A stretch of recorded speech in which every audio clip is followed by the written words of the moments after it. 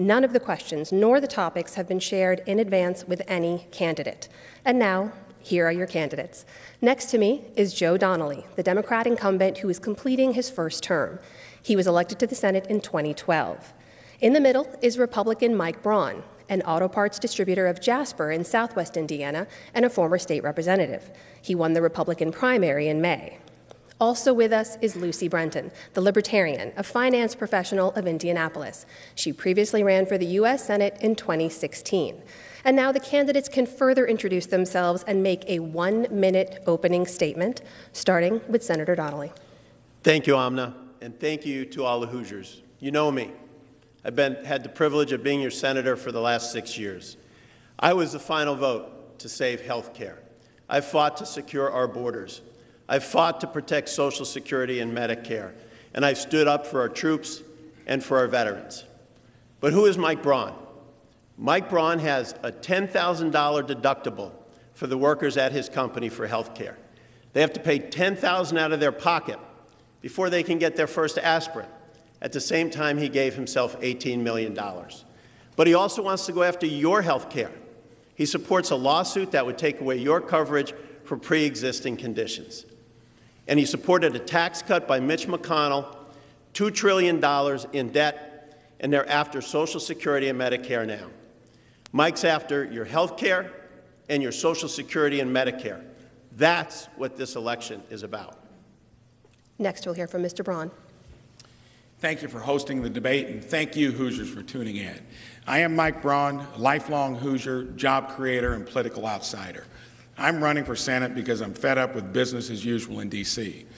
Career politicians talk a good game, no action. I moved back to my hometown, creating jobs, starting pay way above the national average. I've done things in the real world. That's the difference between me and the senator.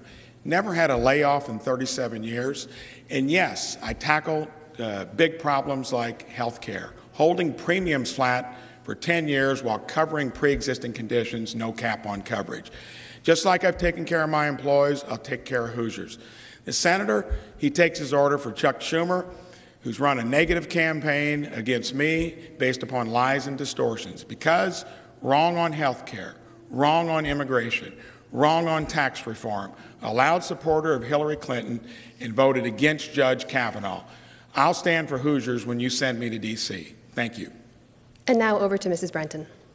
Good evening and welcome. My name is Lucy Brenton, and I've got great news. Only 7 short days until the attack ads end, and we can get back to Hoosier hysteria, sugar cream pie, and preparing our homes for the holidays for our families.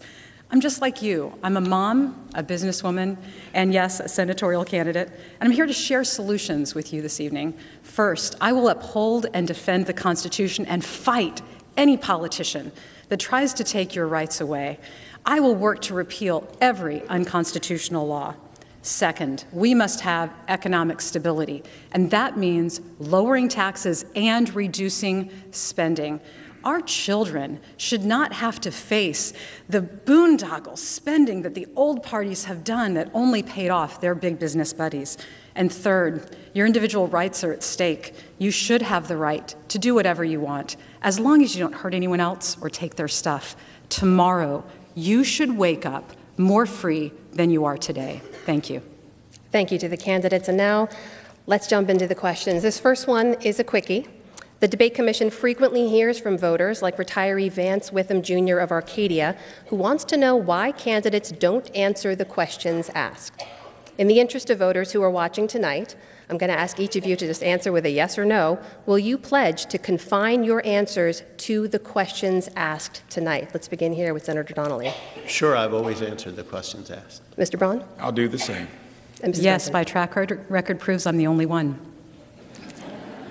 On now to the news of the day. This is a question straight from the headlines today. The president said that he plans to end birthright citizenship through executive order. Senator Lindsey Graham has said that he will introduce legislation to support the president's plan. Would you vote to end birthright citizenship? It goes first to Senator Donnelly. Well, I'm the only person on this stage who voted 3 times for a border wall. I voted against sanctuary cities. I've stood for secure borders with John McCain when in 2013 we passed legislation that would have provided an additional 20,000 border agents to the border. In regards to birthright citizenship, that's the 14th Amendment of our Constitution. And so how this should be handled is by the Congress. And I heard you say that Lindsey Graham is going to put legislation forward. We have to take a look at that legislation. As of right now, the 14th Amendment of the Constitution says exactly regarding this issue. And so I'd want to see that legislation, make sure it was constitutional, and review it first. Mr. Braun, over to you. So birthright citizenship, all of these issues have accumulated over a long period of time. And I think the key difference this evening is going to be, are you happy with the way results have happened in D.C.? Do you think the people that have been there have fixed these problems? I know Hoosiers rank border security up there with the cost of health care and real worries about whether Social Security and Medicare are going to be there.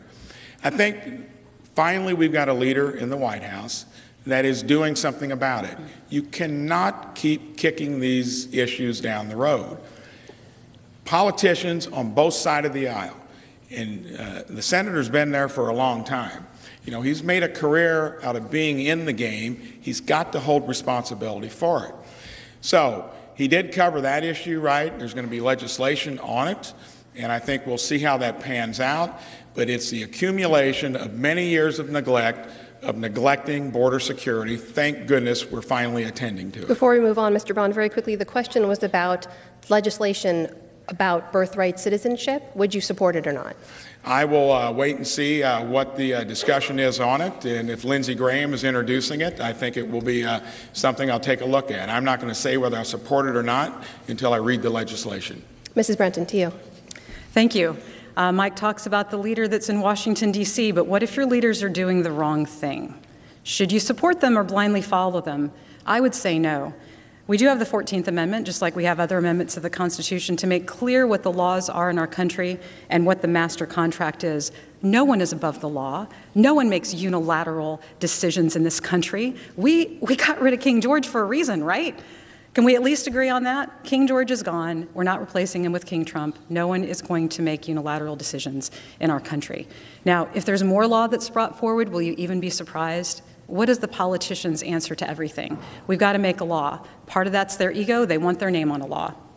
I'm not into that. What I want to know is this legislation something that's going to be good for our country, or is it going to violate the Constitution like so many of our laws have? Let's use that as the standard once again, the Constitution. Senator Donnelly, you said you'd like a rebuttal. You have 30 seconds. Okay. The reason this has been around a long time is it's in the Constitution of the United States. It's the 14th Amendment. It's the guiding document of our nation. I voted 3 times for border wall security. But here's the thing.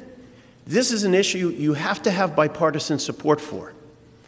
I've passed 50 pieces of legislation with a Republican partner every single time. And Mike can't even name a single Democrat that he would work with. Moving on now to another question about immigration.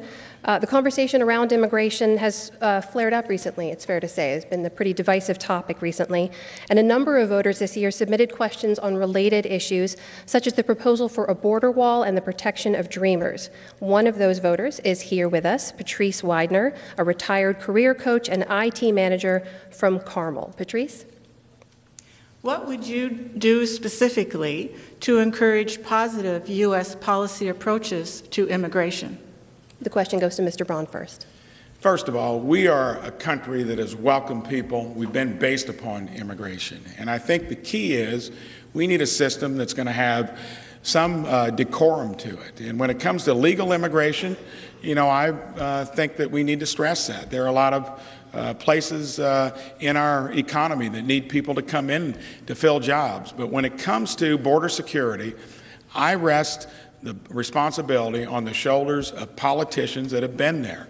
Until we actually build a wall and secure the border in an absolute way, you're going to have all of these issues keep coming up. When it comes to sanctuary cities, when it comes to visa lotteries, all the problems that are associated with it. Finally, we've got leadership. We're attending to it. The senator says he's going to vote with the president. He never votes with him on other things like health care, tax reform, and so forth. So I don't know that you can take that to heart. Mrs. Brenton? Positive policies on U.S. immigration. That's a great question. Thank you for asking it. America has been the melting pot. At least it was in the cartoons that I watched growing up. Maybe you remember those that you could sing along with and learn about the Constitution and the Bill of Rights. We're the greatest country in the world because we welcomed the greatest minds in the world to come here and to make a better life. The reason we've got problems right now is because the incentives are skewed, because we're welcoming people, in some cases, that think that they can come and freeload off of our country. And unfortunately, that casts a bad light on the people that are willing to bring their time and their talents here. They may not have treasure, and that should not keep them out of our country. It shouldn't be like winning the lottery. $5,000 to come into our country might as well be $5 million for someone from a poor country. If they're willing to work, they should be willing to come here, and we should be willing to accept them. Senator Donnelly, the question again is, what would you specifically do to encourage positive policy? Patrice, thank you very much. I've taken action. I was part of the group that the president asked to put legislation together, and we did. It provided that our DACA children who came here, their parents didn't come here the right way, but they're 2 or 3 years old, that they could stay, and we would provide funding for the border wall. Like anything, it's a compromise, and it's everybody working together. It was approximately 10 Democrats and 10 Republicans. I was one of the 10 Democrats that worked with the president on this. That legislation was sent to the White House. Later that night, they decided they were no longer for it. The next day, we had 57 votes, and it didn't make it. But in 2013, I stood with John McCain for legislation that provided the opportunity to have 20,000 additional border agents, and we worked on getting immigration policy right. Over 70 of our Fortune 500 companies were founded by immigrants. Over 25% of Nobel laureates are immigrants. We can make this country greater together. Our next question from the live audience comes tonight from Corey Holland, a pharmacist from Indianapolis. Corey? Good evening. My question is, now that the health care mandate has been removed, what specifically will you do to ensure that health care insurance premiums remain affordable for middle and lower income families? The question goes first to Mrs. Brenton. Thank you. It's a good question. How do we keep health care affordable for middle income families? Well, I think the first thing that we can agree on is that government does not work. More expensive, less efficient, costs go up, care goes down. So by removing government and taking government out of the position of being in between the person receiving the care and the person providing the care, we'll be able to remove all the costs of government that are associated with it. Second, there's just a short vignette from my personal life. I've had 10 children. When I had a midwife-assisted birth at a hospital with excellent insurance because I worked at the phone company, it was over $14,000 for a non-medicated birth with no OBGYN and not a single aspirin. That same birth at home for a different child was $4,000 with a midwife. You see, when government gets involved and healthcare gets involved, insurance companies have to make a profit. So we've got to take those levels of administration out of it. Senator Donnelly? Corey, thank you for the question. I was part of a group of senators that put together legislation. It's just waiting for a vote right now. Hopefully when we go back, we'll have it. That puts in place cost sharing. That would the funds that the ACA produces, it's in the black, go over to the insurance companies. It lowers premiums for everybody. And in addition, it involves reinsurance to lower costs as well, which would significantly lower premiums. But here's what we don't want to do. Mike Braun supports a lawsuit today, that would take away pre-existing conditions coverage. That would end the opportunity to not have lifetime caps. So that young person who's on an Indianapolis IPS bus with asthma and their chest is tightening and they need the inhaler, if he has his way, those pre-existing conditions aren't covered anymore. Same for diabetes. Same for multiple sclerosis. That's how important this election is. Mr. Braun, you have 1 minute. Thank you, Corey. Great question. Should be the one thing you take away from this debate. There's only one person here that's actually done what you're talking about. It was called the Affordable Care Act, which Joe was all for. It's the Unaffordable Care Act. It was doomed to fail because you had big government get in cahoots with big health care, specifically big health insurance. I took on the health insurance companies 10 years ago, and regardless of what his Democratic talking points are, I would never be for any replacement that doesn't cover pre-existing conditions and has no cap on coverage. You'll get that out of me, and I did it on my own. Joe blows in the wind on this stuff, and you can't count on him for what you're going to do to actually lower costs. I'm the only one in the real world that does it. You can go to joeblowsinthewind.com and you can get the particulars out of it, and you'll see all my particular solutions on holding health care costs down. Mrs. Brenton, you indicated you wanted a response. You have 30 seconds. Yes, thank you. There are already free market solutions in place for healthcare. Liberty Share, MediShare. There are already organizations that have tackled the problem, the Unaffordable Care Act. It really is the Unaffordable Care Act. Because the insurance companies were allowed to write the laws, of course they wrote them for themselves. Of course they hurt the American people when they did it, because they all wanted to line their pockets, and that's what politicians do and have done, and you can't expect anything different. Let the free market decide. You making decisions for your family is the best way to go. Senator Donnelly, you have 30 seconds as well. Well, here's what Mike knows. And what he said is not true. Mike supports a lawsuit that would end the Affordable Care Act, that would end pre-existing conditions.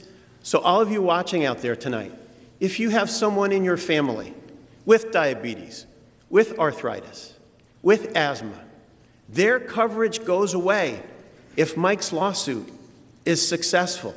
As I said, that's how important this is. Those are the facts, and he can't deny that. Mr. Braun, I know you wanted a rebuttal. The question again was if you could name a specific thing you would do to keep health premiums low. So, first of all, as a Republican, you get swept into the fact that you would support that lawsuit. That's not the case. The proof is in the pudding. I did it in the real world. We've done things like health savings accounts.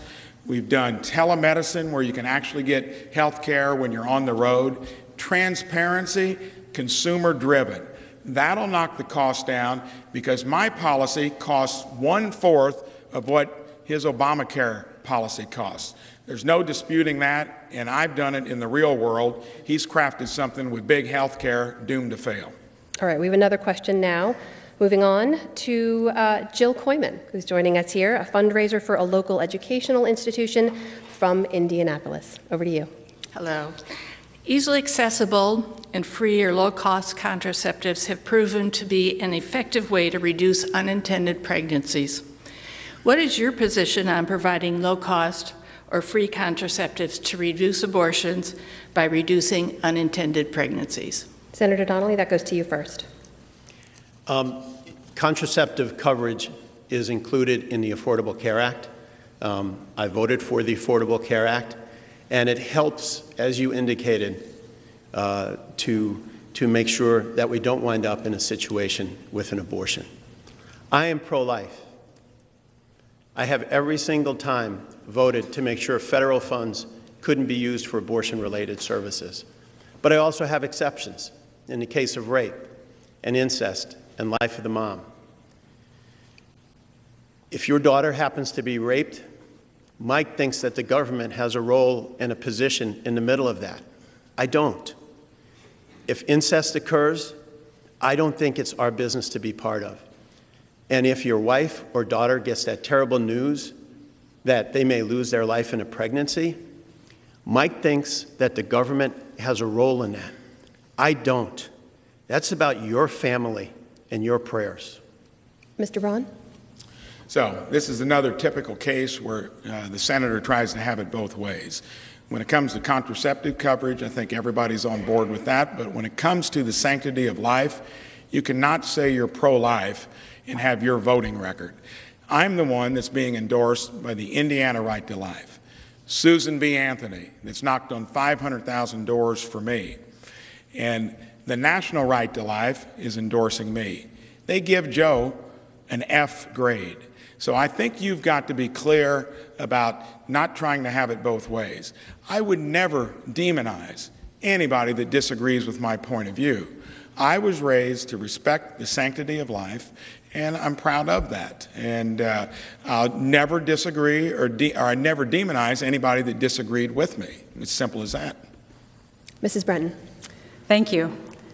I have 10 children. So the idea of contraceptives is something that I'm very much interested in. Are there days that I want that to be retroactive if they haven't done the dishes? Probably. Of course contraceptives should be affordable. Of course they should be widely available. Let's make sure that they're safe and effective, and let's make sure that people know how to use them properly. And if you choose to have 10 children, as my husband and I did, and that was our goal, then great. But if that's not the choice that you want to make for your family, then you simply make a different choice. But let's also make sure that there aren't unintended consequences and that there are, some sort of common sense rules.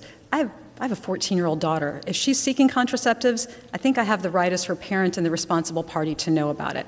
So let's make sure that it doesn't become a free-for-all, but that we inject Hoosier common sense and American values into reducing the number of abortions by making contraception widely available and inexpensive.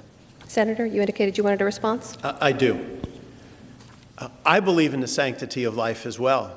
I believe in the sanctity of all life, and that includes your wife, your mom, your daughter.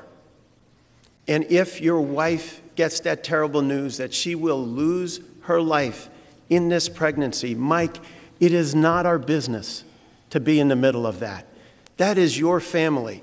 I can't think of any reason the government needs to be involved in that decision. That's your family. That's the life of your wife or your daughter. That's the sanctity of all life. Mrs. Brenton, you have 30 seconds. I hear a lot of politicians talking about the sanctity of life. Here's the life that I don't hear them talking about. I don't hear them talking about the children and the wedding parties that we've drone bombed. So sad.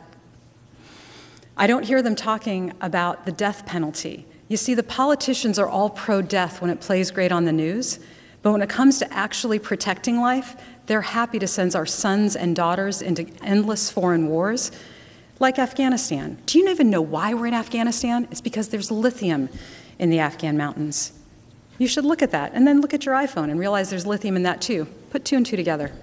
Moving on now to the deficit. Our next question comes from Horace Tucker, a retiree in Columbus, who wants to know your plans to balance the federal budget. More specifically, would you support increasing revenue as through raising taxes or cutting spending as through defense or entitlements? Mr. Braun, the question goes to you first. Well, this is another defining issue. When it comes to the federal government and the career politicians that have been there as a steward, why would you want to send someone back there that's been there 12 years, and we now have $22 trillion in debt and running nearly trillion-dollar deficits? It doesn't make sense. In the real world, what you would do is, it's not a revenue problem, it's a spending problem. And we've not lived within our means for years. You would, Rand Paul has a bill where it's called the penny plan, 1%. Who would know if you're missing that? President just asked all agencies to cut back 5%. Any business, you would do it. The senator's been part of a system that has given us all these bad results. And the other thing I do, anybody that's been there does not deserve a congressional pension or a fancy health care plan. They ought to be on the same thing that everybody else is. And that's where you'd start. Mrs. Brenton. Blah, blah, blah, blah, blah. Reduce spending, lower taxes, increase revenue. What does all of this mean in the context of the last 150 years of Republican and Democrat domination in our society? It doesn't mean anything, because they talk about this, but then as soon as they get elected, it doesn't matter whether they're in a red shirt or a blue shirt, they still vote to raise your taxes, and they don't reduce spending. Do you want to actually hack at the roots of evil? Then you've got to end the biggest part of our budget, which is just going out the window, and that's interest on the federal debt. End the Federal Reserve. We must abolish the Federal Reserve and repudiate the debt, repudiate the interest that we are paying on money that they create out of thin air. It's a complex issue, but here's what you have to know. It doesn't matter how much we reduce our spending. It doesn't matter how much we increase revenue if we're paying interest to a group of bankers that have controlled our country since 1913. Senator Donnelly? Thank you very much. As you look at this, what's happened is Mitch McConnell just had a huge tax cut. He gave all the money to his richest friends. Mike walked away with a wheelbarrow full of cash that could have been used to shore up Social Security and could have been used for Medicare. That just increased our deficit by over $2 trillion. We couldn't afford Mitch McConnell's tax cut for the very, very wealthiest.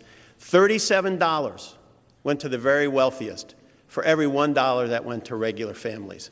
I'll fight for regular families. I'll protect Social Security and Medicare. And we do it by making sure we grow our GDP.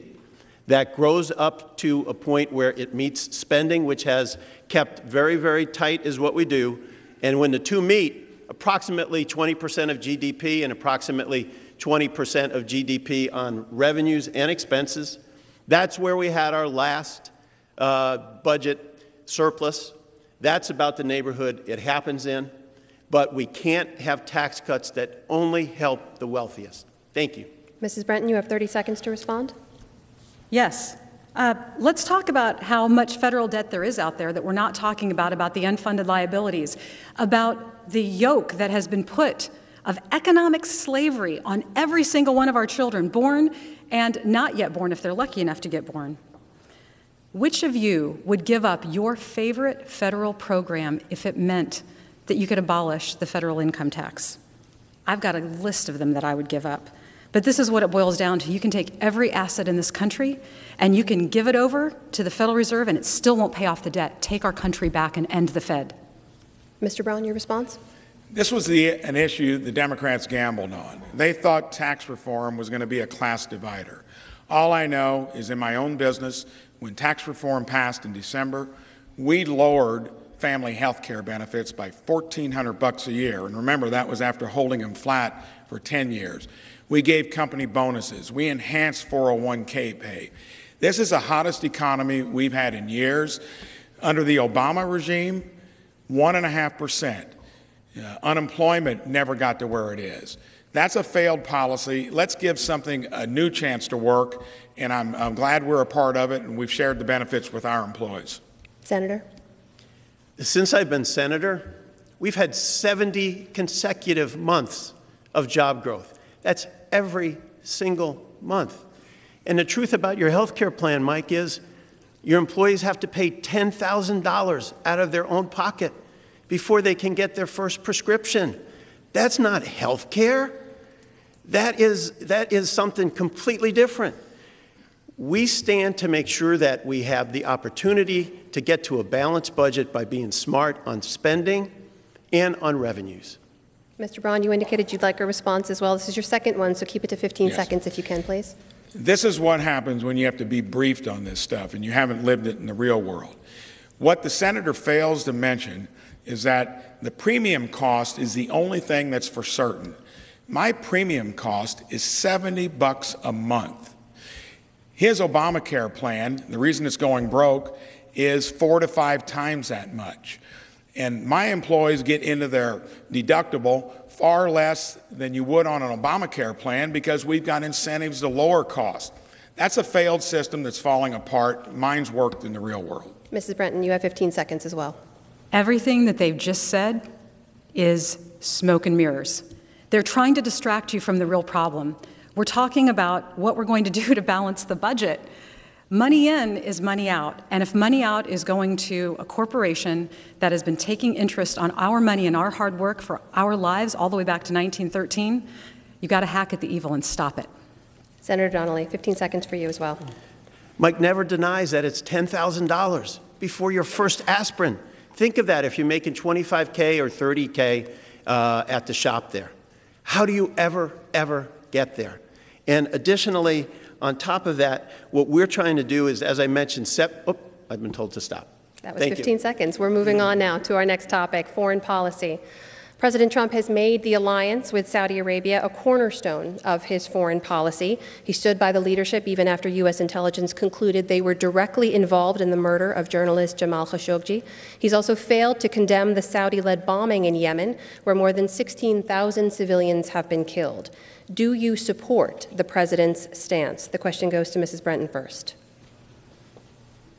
Why are we still playing footsie with regimes that murder?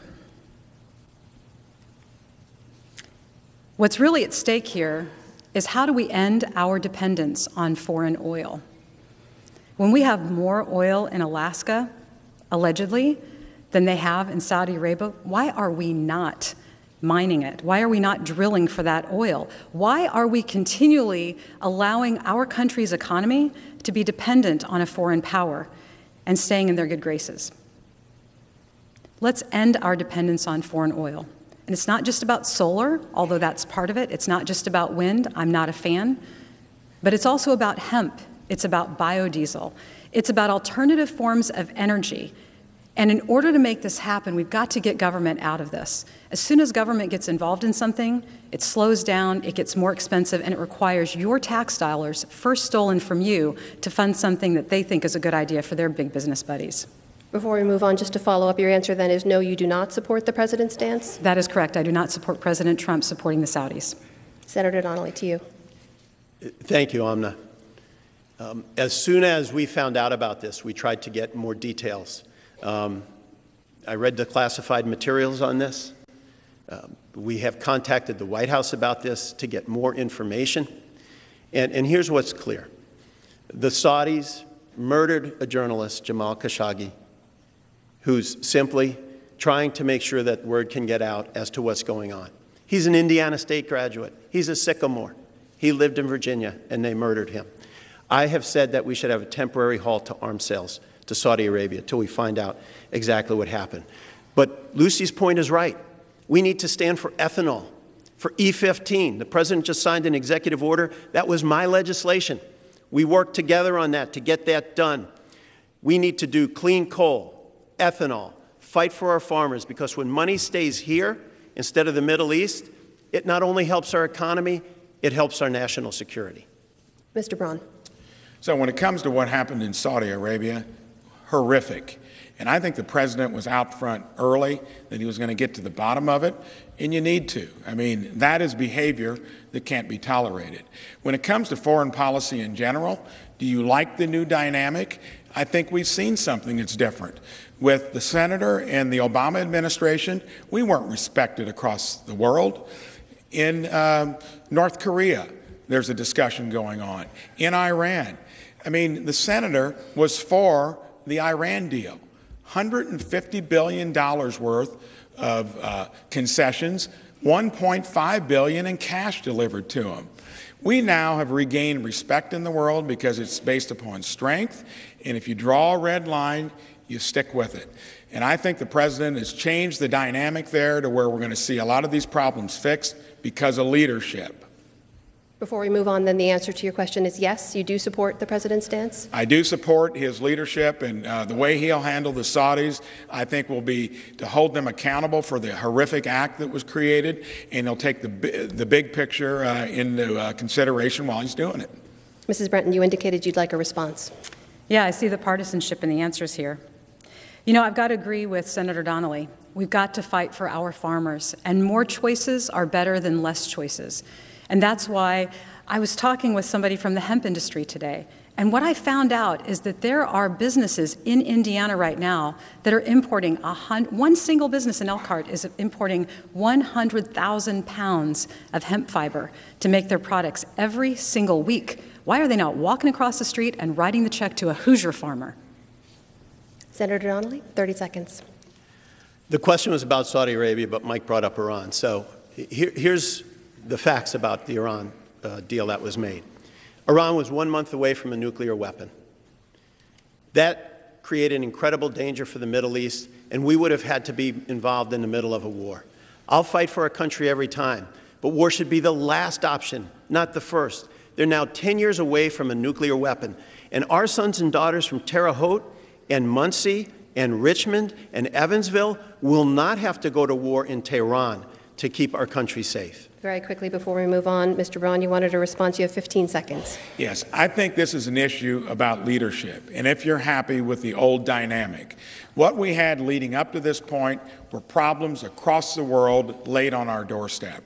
If you were happy with that, the brinksmanship that it created, fine. I think the president has had a strong case for fixing those things, including having our allies be accountable for their fair share of defense, which no one ever mentioned before. We have a lot of topics to cover, so I do want to move on now to domestic matters. We have another question from the audience. We're joined by Emily Weichert Bryant, an attorney in Indianapolis and executive director of the state's Food Bank Association, Feeding Indiana's Hungry. Emily? Thank you. There are nearly 1 million Hoosiers who are at risk of hunger and may not know from where their next meal will come. More than 600,000 residents, roughly 10%, rely on the federal SNAP benefit.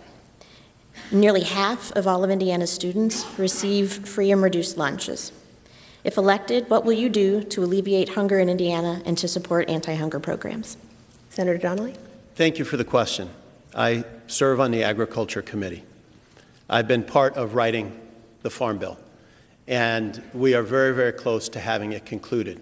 And in the Farm Bill is not only great provisions for our farmers, making sure that they have crop insurance, making sure that we have good conservation practices, but also that we have good nutrition programs that make it so that they're run responsibly, that they encourage people to work, and that they fill the need.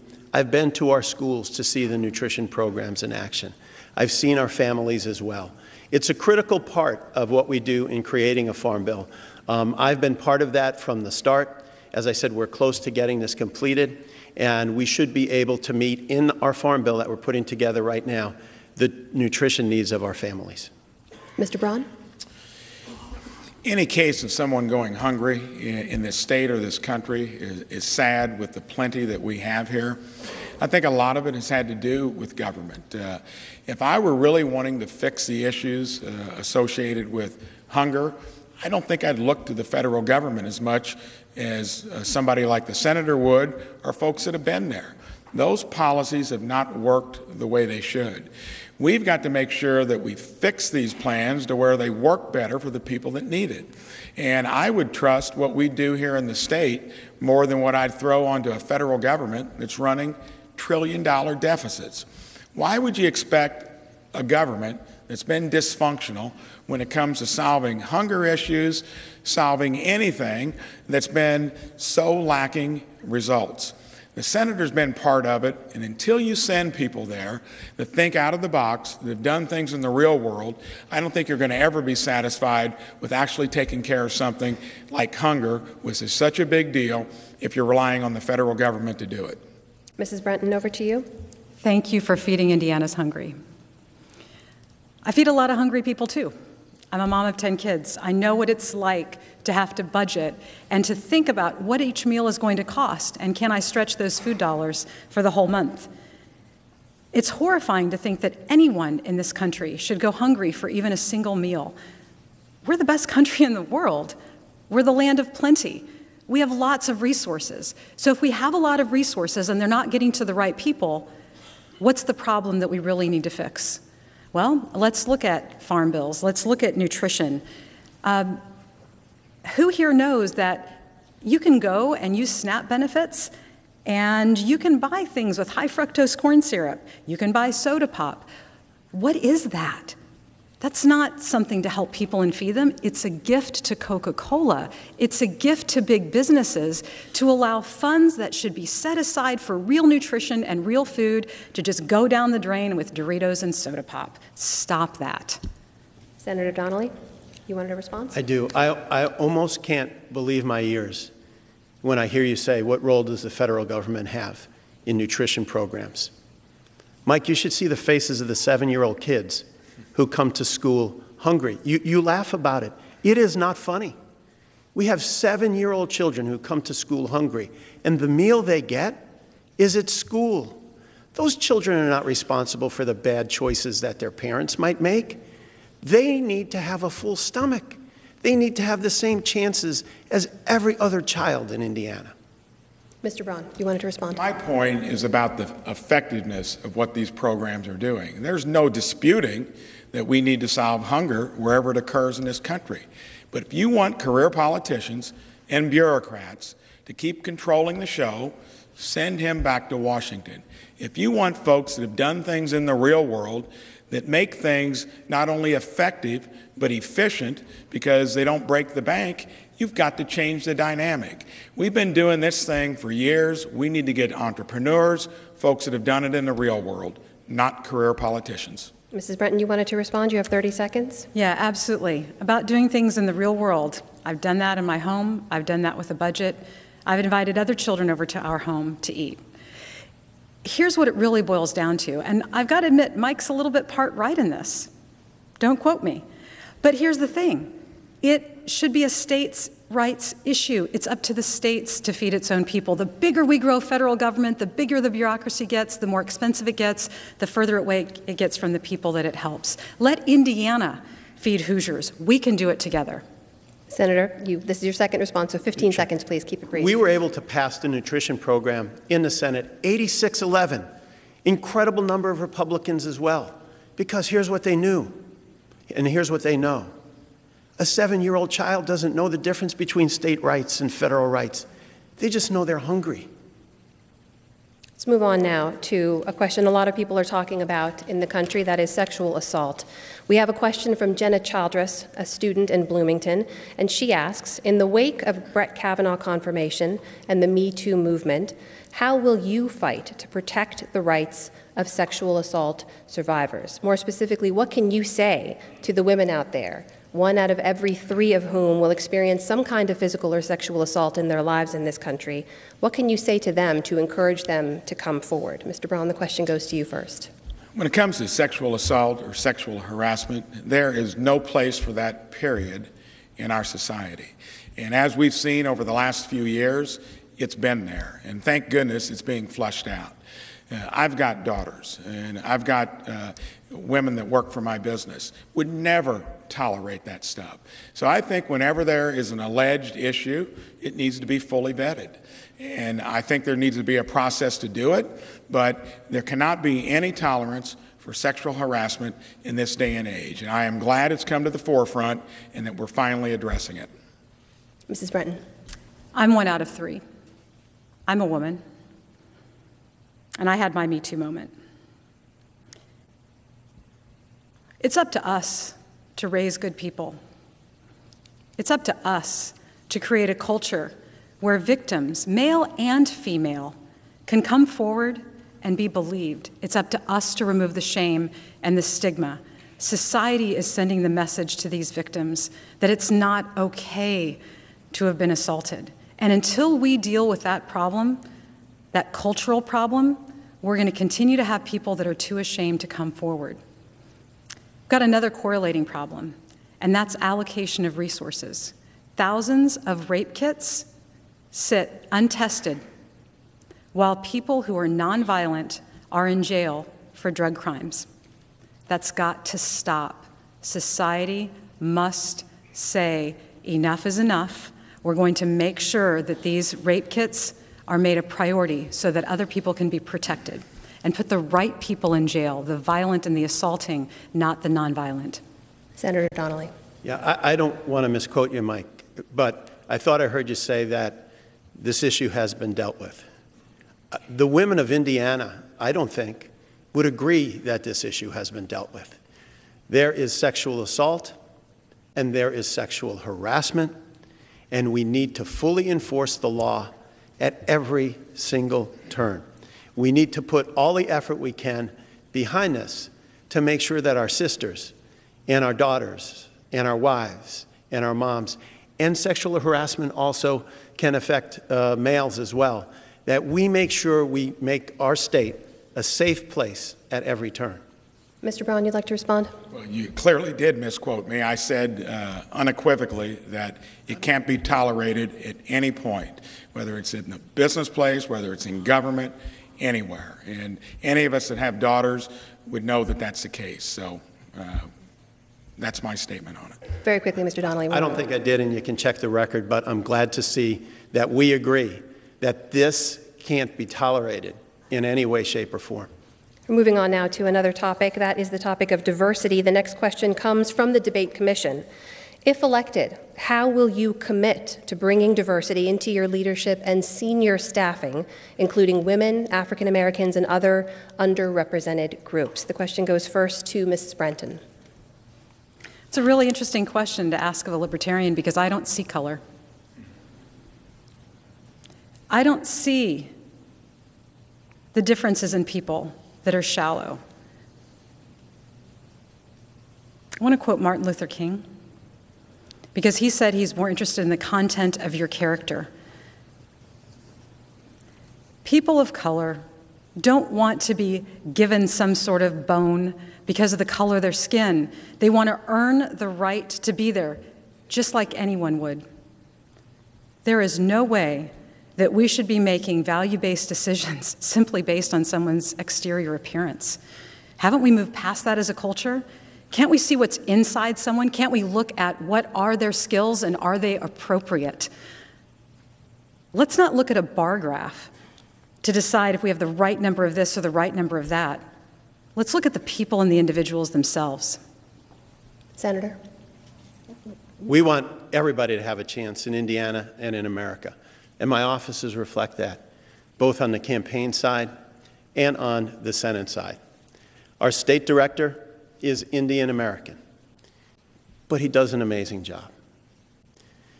Our director of all constituent services, she's African American, but she does an even more incredible job than you could ever imagine. It isn't their race or their religion, it's the incredible person that they are. But at the same time, they have to have a chance. They have to have an opportunity. And that's my responsibility. And I've done it in every office I've had, and I've done it in every campaign I've had, because my campaigns and our Senate office should reflect the face of Indiana. Mr. Braun, your minute starts now. I mean, I think Lucy hit it on the head there in the sense that equal opportunity, make sure there's never any discrimination. And, you know, you base things upon merit, and it should be colorblind. I know in my own business, built it over 37 years, would never tolerate anything where there wouldn't be complete opportunity. When you come there, you work hard, you're able to advance. And always be on guard against discrimination, stuff like that. So I think when it comes to diversity, it should be a natural thing. And if you're inviting and open, and I've done that in my entire life since I moved back to my hometown, started with 15 employees for 17 years, built it into 900 across the country, have always had the policy of anybody that can come to work there, created jobs year after year, and it's been a place of opportunity and would never tolerate any discrimination or any of that stuff along the way. Another question now from the voters. Several voters indicated last time that they weren't satisfied with your answers to a question about climate change in the first debate. So the commission would like to give you another chance tonight. This is a question from Carolyn Nellis of Evansville, who asks this: what will you do? What specifically will you do to combat climate change if I were to vote for you in November? And that question goes to Senator Donnelly first. Well, I've worked really closely with our utilities for a very long time to reduce our carbon footprint in Indiana. And when we do that, it helps reduce greenhouse gases. And that makes sure that we can help to reduce the temperature of the planet and help to reduce climate change. We have to work continuously on this. That's why I'm so in favor of ethanol, E15. Our farmers grow right here in Indiana maybe one of the very, very finest energy sources, one of the cleanest energy sources that we could possibly have. We have wind and solar. And when we do this, it also helps us clean up our lakes, like Lake Michigan and the Ohio River. So what we are working on every day on climate change is to make it cleaner, to make it American like ethanol, and to make sure we're standing up for our farmers and growing our economy. Mr. Braun, a specific thing you would do, please. When it comes to Mother Earth, I've been a steward of the land since I moved back to my hometown. We've got to have clean air, we've got to have clean water, and we got to take care of Mother Earth. The big thing I've done over the years is, again, I've lived it. So often, I think when you go to Washington, and not only the senator, others as well, they lose sight of what really works. I've been a tree farmer since I moved back to my hometown back in the late 80s. You know, I've been somebody there that is a conservationist. I think our own party, you know, if you're a conservative, I think you ought to be a conservationist. And I'll always be attentive to it, and I'm going to know the things you can do because I've done it for all the years I've been back in my hometown. And I think that's a key difference you need to pay attention to in terms of the difference between people that have lived things in the real world versus folks that have made a career out of politics. And I'll always have the interest of what's good for Mother Earth in mind because I've lived it that way. Just to follow up real quick, Mr. Braun, is there a specific thing that you might do, a specific step you'd like to name? I think you need to do stuff like promoting, you know, I do it on my own when it comes to being a tree farmer, when it comes to energy, which is the thing I think you're getting at. We need to be energy independent, and in the long run, if we do things right, it'll be the cleanest fuel that's the least expensive that's going to rule the energy world. And when we get that right, we're going to make sure we take care of Mother Earth along the way. Mrs. Brenton, to you. Thank you. I feel like this question was directed at me so that all of you that have your Senate debate bingo cards out can write down hemp again. And maybe you'll get bingo this time. And if not, unicorns, alligators, and Chuck Schumer's puppet. So I hope you filled in some squares there. Global effort to clean the oceans. We are killing Mother Earth. We're just decimating her. Talked about this last time. Clean oceans, seeding the phytoplankton with heme iron, fixing carbon. This is where hemp comes in. This is where biodiesel comes in. This is where we have to talk about ethanol needing 128% input to get 100% output. It's not the miracle fuel from corn. I mean, the fact of the matter is you can mash up corn or hops or a lot of different things and make alcohol and run a vehicle on it. But is it really the best thing for the environment? Hemp will fix carbon. That takes care of the carbon problem. Hemp can be used for biodiesel. Hempcrete, gosh, just Google it. You guys all got Google, right? Oh, and by the way, it gives farmers more choices than just corn, because after all, there is more than corn in Indiana. We're moving on now. It's time for the final question of the evening. I'm afraid we have to move on, Senator. This, too, comes from a Hoosier voter. Brad Carpenter, a chemist in Fishers, asks this. If you are elected, what single issue would you make your top priority to address or to fix during your time in office? Each of you will have 30 seconds to answer, no time for rebuttals. And I believe this first question goes to Senator Donnelly. Ending the opioid scourge so that every Hoosier can make it home to their mom and dad. Every Hoosier can come home to their husband and wife. I just had legislation passed just this past week that President Trump signed that will provide us with advanced FDA approval to end the opioid scourge. It will make it so that Eli Lilly, that's working on a non-addictive painkiller, can get advanced FDA approval to take the place of opioids. That's leadership. That's standing up for our families. Mr. Braun. Okay. When I started off, the big difference here this evening is going to be you're going to get a guy like me that's done it in the real world. The first thing I'll do there is just what I did when I got to the State House. I want to lower the cost of health care to where it is affordable what the original bill was supposed to do. You're not going to get it out of people that have been there and actually were for a plan that had big health care with big government. I've done it in the real world, covered pre-existing conditions, no cap on coverage, held premiums flat for 10 years, and lowered family costs $1,400 a year. I'll take that to the Senate, and you'll see real results. Mrs. Brenton. Boy, after all of that, I've forgotten the question. Would you mind repeating it? Not at all. We're asking what your single issue would be as your top priority to address or fix once in office. Thank you. The top priority is and always will be reducing the size, putting a muzzle on it, and making the federal government stay to the simple Constitution. The reason we have all this craziness, the reason that there are favors to hand out and billions of dollars to hand out to big businesses is because the size of the federal government has grown. And you know, I saw an ad with Senator Donnelly chopping up some wood, and it reminded me of this. The forest dwindled, and yet the trees voted for the axe because its handle was made of wood, and they thought it was one of them. Candidates, thank you for being here again.